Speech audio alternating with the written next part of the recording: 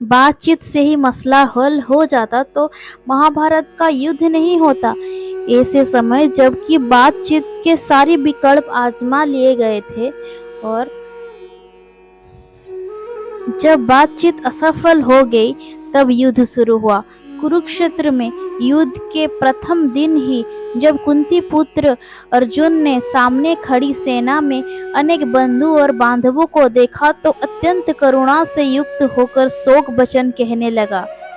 हे कृष्ण, युद्ध क्षेत्र में डटे हुए युद्ध के अभिलाषी इस सज्जन समुदाय को देखकर मेरे अंग शिथिल हुए जा रहे हैं और मैं लक्षणों को भी विपरीत ही देख रहा हूँ तथा युद्ध में स्वजन समुदाय को मारकर कल्याण भी नहीं देखता।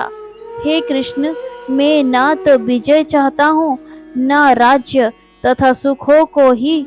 हे गोविंद, हमें ऐसे राज्य से क्या प्रयोजन है अथवा ऐसे भागों से और जीवन से ही क्या लाभ है।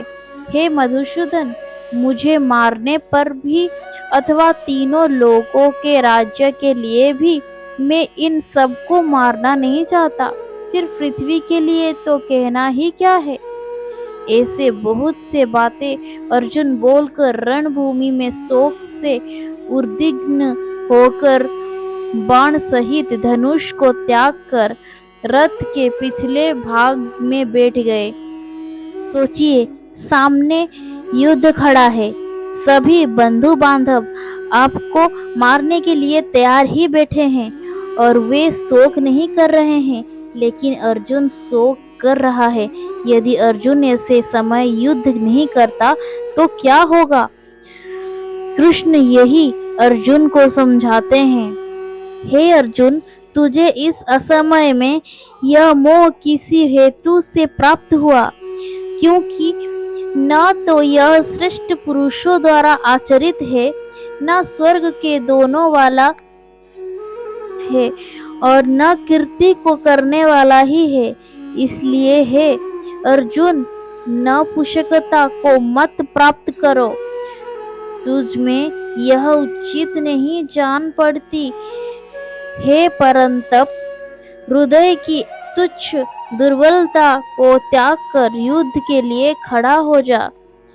ऐसा कहने पर भी अर्जुन श्री गोविंद भगवान से युद्ध नहीं करूंगा यह स्पष्ट कहकर चुप हो गए। इन्होंने धनुष और बाण एक तरफ कर दिया। तब श्री कृष्ण ने शोक करते हुए उस अर्जुन को हंसते हुए कहा, हे अर्जुन, तू न शोक करने योग्य मनुष्यों के लिए शोक करता है और पंडितों के लिए वचनों को कहता है, परंतु जिनके प्राण चले गए हैं उनके लिए और जिनके प्राण नहीं गए हैं उनके लिए भी पंडित जन शोक नहीं करते। ना तो ऐसा ही है कि मैं किसी काल में नहीं था, तू नहीं था अथवा ये राजा लोग नहीं थे, और न ऐसा है कि इससे आगे हम सब नहीं रहेंगे। जो इस आत्मा को मारने वाला समझता है तथा जो इसको मरा मानता है वे दोनों ही नहीं जानते, क्योंकि यह आत्मा वास्तव में न तो किसी को मारता है और न किसी द्वारा मारा जाता है। कृष्ण बोले, तथा अपने धर्म को देखकर भी तू भय करने योग्य नहीं है, अर्थात तुझे भय नहीं करना चाहिए, क्योंकि क्षत्रिय के लिए धर्म युक्त युद्ध से बढ़कर दूसरा कोई कल्याणकारी कर्तव्य नहीं है।